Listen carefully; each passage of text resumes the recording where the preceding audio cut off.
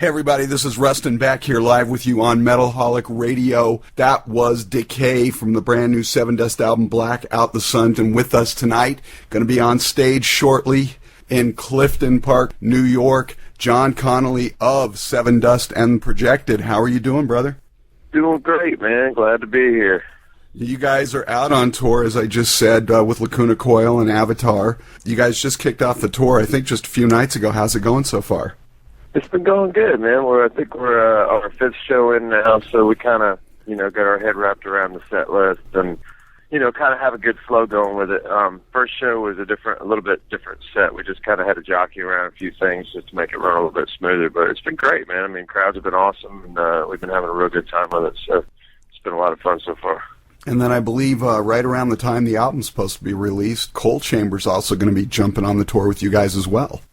Yeah, they're going to hop on mid-March, I think, and they're going to go all the way through probably May, if I had to guess. So, yeah, it'll be like a good 6-7 weeks, I think we're going to be doing with those guys, which would be a blast from the past since we did it about 12 years ago. Right. That's a packed tour, too. Sevendust, Coal Chamber, Lacuna Coil, and I think by then you'll have Candlelight Red instead of Avatar, but that is a huge Most show. likely, yeah. Yeah. It's going to be good, man. It's going to be a lot of fun. Awesome. Really So looking forward to it. I want to talk about the new Sevendust album, Black Out the Sun, but first I'd like to back up last year and talk a little bit about Projected. That was originally supposed to be sort of your Dave Grohl, Todd Rundgren, play all the instruments type of solo effort, yet it turned into a full-on band. How'd that come about? Just hanging out, we got a pretty close-knit group of friends down there in Orlando, and, it all goes back to our relationship with, the Creed guys back in the Creed days. We made Animosity down in Orlando after we had done a tour with Creed, and we just really became friends with those guys. We got really, really close. E-Rock had always been around, and it was kind of one of those things where, the idea of going in and doing it all yourself is great, but when you already kind of go through the process of doing that on your demos, you kind of know what you're going to get, and sometimes that's good, but I don't know. I mean, in some ways, I just thought it would be kind of cool to have somebody else's, insight into some of these songs. I mean, even if they were, musically pretty much presented the same way, nobody's going to play the same thing, the same way twice, or have the same approach on how to, put a part over something that's already existing. So it was just kind of a natural thing. It was us hanging out, jamming the demos, and, I asked Flip if he wanted to go in and do it, and he had the time off, so it was pretty simple. I'd already asked Vinny what he was doing on the time off. He was in, and we were over at Mark's house just jamming the demos, and E-Rock was like, man, I want to do this. And I was like, well, you already got the Tremonti thing going. He goes, I don't care, man. We'll make it happen. I want to be involved in this, too. So it was just, pretty simple. It was just, honestly, us just kind of chilling, hanging out, and saying, all right, we're going to go in and do this thing, and, we'll see what happens with it. We didn't really put super, super high expectations on it. We just said, you know what, we're going to go and have a good time with it, and whatever we get, we get. So, the end result shocked us as much as anybody else because we were like, wow, it's actually, we weren't, it wasn't as demo-like as we thought it was going to be going into it, you know what I mean? Right. You always have this thing like, oh man, it's just going to sound like a glorified version of the demos. But no, I mean, it was actually, it got the full ringer, it got the full production, both from myself and then in the mix stage from Elvis too, and he's just a phenomenal producer, so we had the benefit of having a couple of key people that got involved in the in the project. But yeah, I mean, we had such a good time with it. We're looking forward to doing another one for sure. Yeah, it was a great album, got great reviews, and of course, like you said, Elvis Basquette got in there and helped out a little bit on the mixing and everything. Turned out really well, but you recorded the album, which is called Human, for those who haven't been paying attention this last year, in your home studio. How did you manage to block out suburbia? It was one of those things we've done a handful of Sevendust records where we've literally, you go in the big room, you track the drums, you'd maybe do some loud guitars, and then we've always relocated to a smaller studio within the studio. Tree Sound has, I think, A, B, C, D, and E. I think they have 5 different rooms.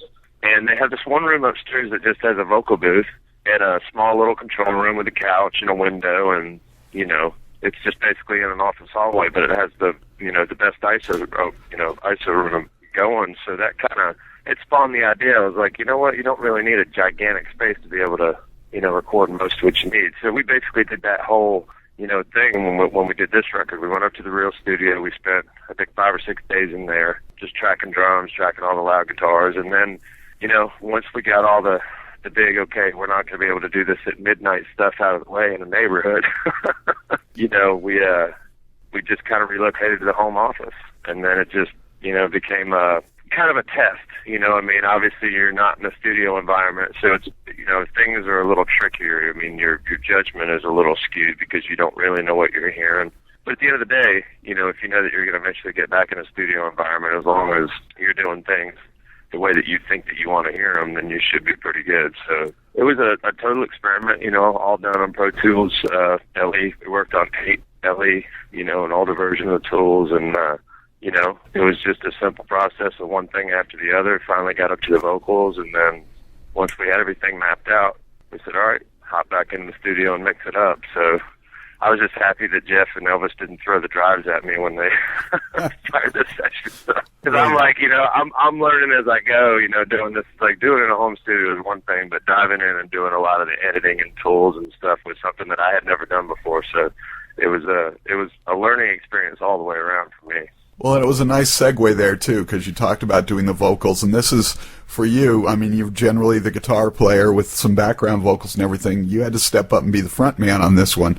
How did you sort of adjust to being the vocalist as well?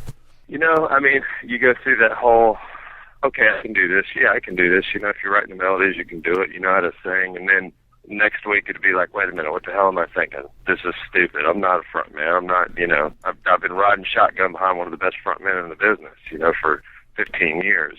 But I think it's just one of those things, you just kind of take it as it comes, for me, I had to come to terms with what my voice did and didn't do, and then just accept the fact that it doesn't sound as bad as you think it does. Because I'm always my own worst critic. I'm like, no. Especially when you're kind of a singer, non-singer guy, where you're, self-conscious of it, where LeJean's not self-conscious of it at all. So, I think it's just coming to terms with what your voice does. That's the biggest step. And then getting it in shape, one thing about being in Sevendust is once you're on the road for a while, even though we may lose a voice occasionally, they're usually in shape. When you're doing 5-6 nights a week in, week out. So, you always come off the road and your voice is really strong, but sometimes you can sit around for a bit and, you got to get it back together and kind of get it under you. I'm still learning, coming from a drummer's perspective to, learning to play guitar and now becoming a singer. It's kind of one of those things, you figure out what works and what doesn't work and try to keep it on the track. The new album from Sevendust is going to be coming out in about a month and a half. March 26th, I believe, is the release date. Black Out the Sun. And while it sounds to me like classic Sevendust, it feels perhaps a bit darker than usual. Give us your take on the new record. Yeah, I think that's a pretty good description. I call it the greatest hit Sevendust record of songs you haven't heard yet, because it basically sounds like our career. There's different kinds of songs that represent different periods. There's a couple of riffs on there that are, directly off the home record. There's a couple from Animosity, a couple from Alpha, some debut record stuff up in there, Small School. But yeah, I think at the end of the day, it had a slightly darker vibe. It was a great year as far as us getting the side projects out there and then, taking the focus off Sevendust for a minute and doing the whole recharge and getting in there. But, there's a lot of messed up stuff in the world, so we had some subject matter that we wanted to kind of tap into. But I think at the end of the day, it's like, as dark as it is, there is a little bit of hope. We can kind of see the hope at the end of it. So, but yeah, it's just a really cool, vibey record. It all makes sense together. It was all done really quickly together. Doing that whole studio experience was great. I think it was probably the fastest record we ever did, considering, the first record, I think we recorded in 3 weeks, but we had 4 years to write the songs. This one, we didn't have any songs. We just went in there and basically started with a clean slate and just said, okay, let's go for 30 days and see what happens. Right. If we get 5-6 really good songs and we have to hop back in the studio, no big deal. We weren't setting, like, okay, we've only got a a 30-day window to get it done, but we did get it done. So I think working off instinct and not overthinking things, while we were in the studio probably played into us being able to pull off what we did in the amount of time that we did. Well, that's what Morgan had said, was he said instead of coming in with a bunch of songs already completed or ready to go, it was kind of like, let's just go in and just bang this out and build it from inside. You guys are all gifted songwriters. How does the songwriting process work in Sevendust? Typically it'll start from an idea or a riff or just, in this band, sometimes drum beat, since we have a whole herd of drummers up in here. I mean, everybody in the band can pretty much play the drums. So, a lot of our rhythmic stuff, comes from, Morgan either playing a beat or one of us playing a beat or something like that. But, I mean, when we're in the studio, we'd go in there and kind of just mess around with something, someone would throw an idea out, it'd be cool to do this kind of a vibe or throw a riff out, and then you kind of start just, taking music and kind of pushing it in a direction. All of a sudden you go over here, you go over there, and then, 5 minutes later, you're like, wait a minute, there's a song. How did that happen? It's cool. Sometimes I know when I work like on the projected stuff, it's stuff that moves a lot slower. I have to work at a slower pace because I'm the only guy. When you have 5 cooks in the kitchen, you can get a lot of work done kind of quick. Because, even if you don't have a good B section for a part, somebody in that room is going to. There's going to be an idea that's going to be thrown up in the air, and then you grab it and you kind of take it and you run with it. So it's cool. It's a really cool process. We've never really used like that before. We've always, for the most part, pre-written out most of what we were going to take in the studio. There have been a few moments that were built in the studio, but this is the first time that we ever said, okay, we're going to completely self-produce, and we're going to go in with nothing. Let's just start a song a day. Right. Get it up. That's our goal, And if we didn't hit it, we didn't hit it, but we had a song every day, and then all of a sudden it was like, uh-oh, now we got to sing all this stuff, so... I think the only song that you guys sort of had sort of a skeletal version of when you went in was the single, Decay, that we just heard a minute ago, which was That's sort it. of a holdover from Cold Day Memory Sessions. Right, that one, yeah, and it was the last song that we did for the record. How ironic, We were like, let's just go ahead and do this, we'll have a good bonus track or something like that. And halfway through tracking the vocals, Vinny's looking at me with that look on his face. He's like, that's a hit. I'm like, you watch, it'll be the first single. But yeah, that piece of music was hanging out on Cold Day Memory, and it just never got the time of day. There was a lot of other things I got focused on, and we had every intention of getting to it, but we just kind of didn't. So we had the piece of music sitting there, and it was like, let's just go ahead and finish this thing and just have it, literally. Bonus track, we'll have an extra song on the record, it'll be cool. And yeah, lo and behold, as soon as we finished it, we were like, you watch, this will end up being the first single. We kept calling it the sleeper. We're like, look at this, the sleeper comes in, last song written for the record. Well, there are so many strong songs on that record. Now, you guys reached out to Johnny K to produce Cold Day Memory, but you returned to handling it in-house again this time. Mm-hmm. Yeah, I think at the end of the day, producers are great. But we move really fast when we're in mode, when we're in the studio. And most producers kind of like to take their time going through a project. And we knew that this one was going to be one that, like I said, even though we weren't saying, if we hit the 30th day and we only had 8 or 9 songs, that we were going to call it a failure. It was just, we're going to get in there, we're going to find our pace, and we're going to go. And when we're all focused and we've all been away from each other for a while, once everybody gets in there and gets, kind of hyper-focused, so to speak, things happen pretty quickly. So for us, we were like, you know what? We're probably going to be better suited to not try to drag a producer through this at the speed that we're going to, put things together. Because it was mostly off instinct, you don't have days to sit there and figure out if you hate it or not.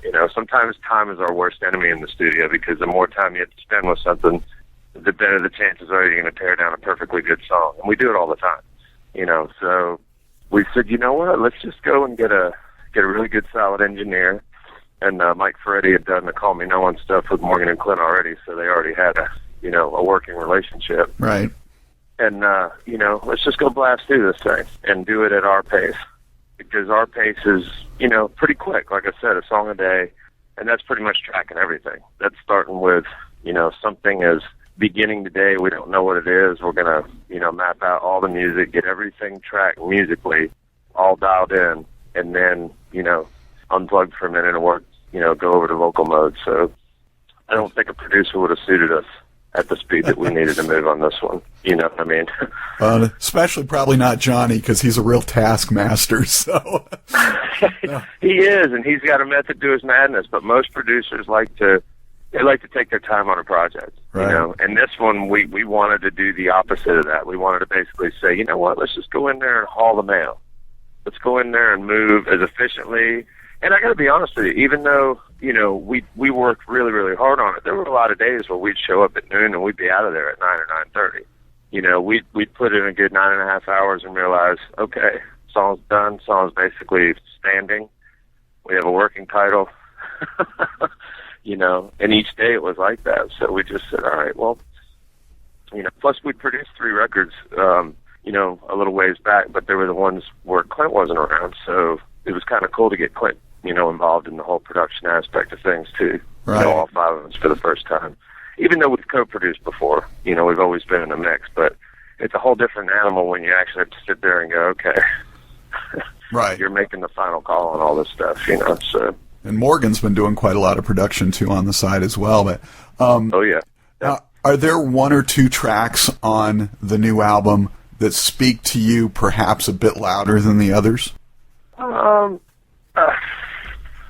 Yeah, and it changes, it's like, I think Got a Feeling is one of those ones that it's just a cool, vibey song. We didn't really think much of it. We wanted to have something that was different, something that kind of started with something real super basic and simple and get, huge. And we did it, and we were like, you know what, that one's probably going to end up being one of the cooler live songs. That one, Murder Bar, because it was the first one that we actually put together, and because it was named after the place that the studio owner told us, please do not go because that's where all the serial killers hang out, and we went directly there and named it the Murder Bar and have a song on the record called Murder Bar. So talking about all the songs at the end of the album. So no. Right. But I mean, other than that, I love Faithless. I love the whole intro to that. I love the fact that the Decay turned into what it turned into, because once we had the vocals in there and we kind of knew it, it was like, all right, wow, So I think that one speaks only because that one was kind of called Not Worthy, right. And all of a sudden it ends up being one of the biggest songs we've ever had. So sometimes you just don't know. Exactly. Well, 2 of the songs that really stuck out for me that are still sticking with me are Mountain and Dark AM. Can you maybe give me the story behind those 2 tracks?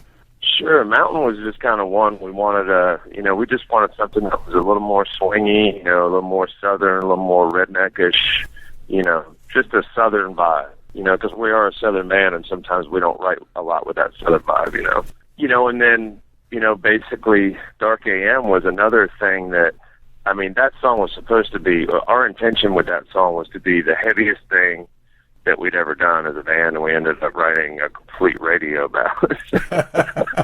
So I'm like, wait a second, how did this happen?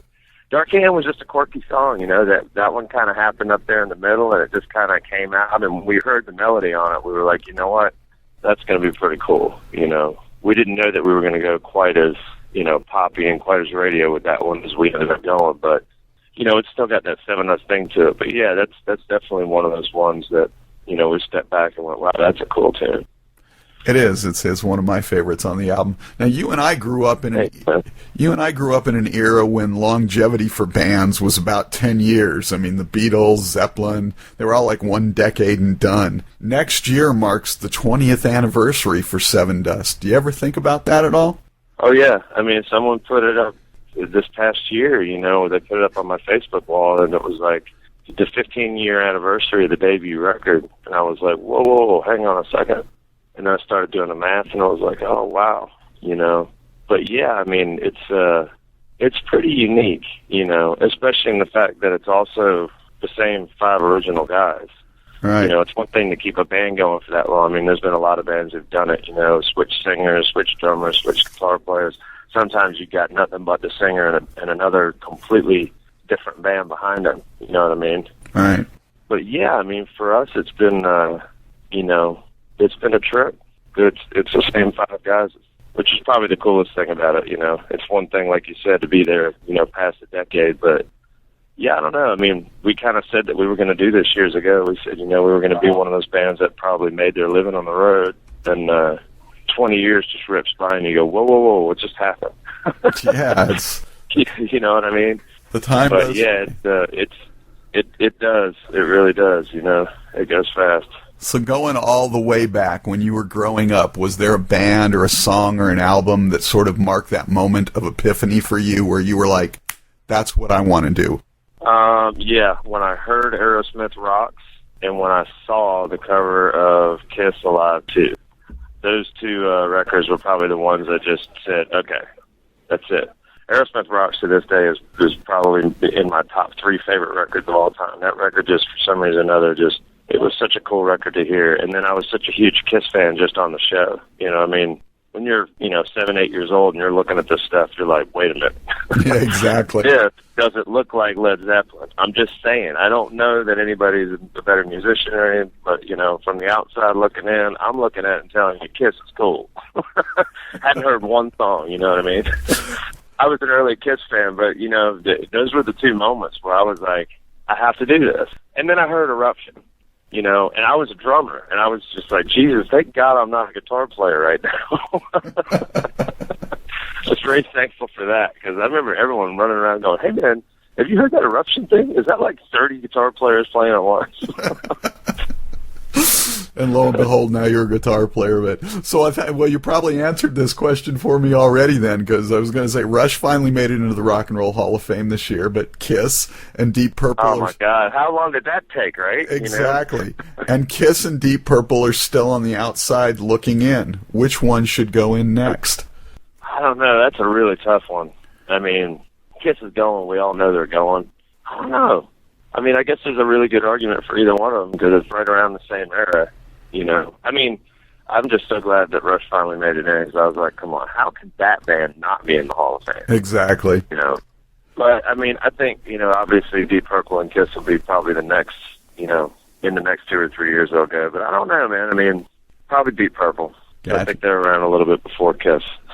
Fair enough. So last question before we get out of here. The new album is a little bit darker. You guys had a lot of stuff to draw from, a lot of weird stuff going on in our country right now.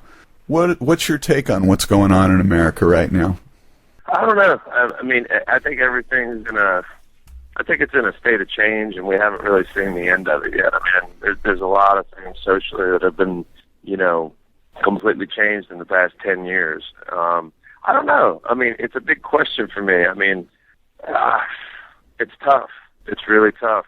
You sit here and you try to be hopeful, and you try not to read too much between the lines, but all of a sudden you hang out with someone who's the whole, they got a basement, they're burying for doomsday, it's happening. I'm like, oh, great, here we go with this. So I don't know. I mean, I think we're at a point where something's going to change one way or the other, but I don't know what it is. It's tough. I mean, with the state of the economy and the state of the world and everything, it's just we got to reel it in. Right. I think humanity owes it to itself to be able to try to figure it out. So. John, awesome. Thanks so much for taking the time with us. Before we get out of here, famous last words. We will see you on the road some point in the next 2 years for sure. Everyone's been asking, so we're definitely going to be hitting as many places as has power. Well, I look forward to seeing you in my neck of the woods, I believe the 21st of next month, so I'll get a chance to see you then. Great new album. Absolutely. Black Out the Sun. Well, Thanks so much for taking the time to talk with us. I'll let you get ready for your show tonight, and we'll talk with you soon. I'll see you in a few weeks. All right. Sounds good, brother. Take care, man.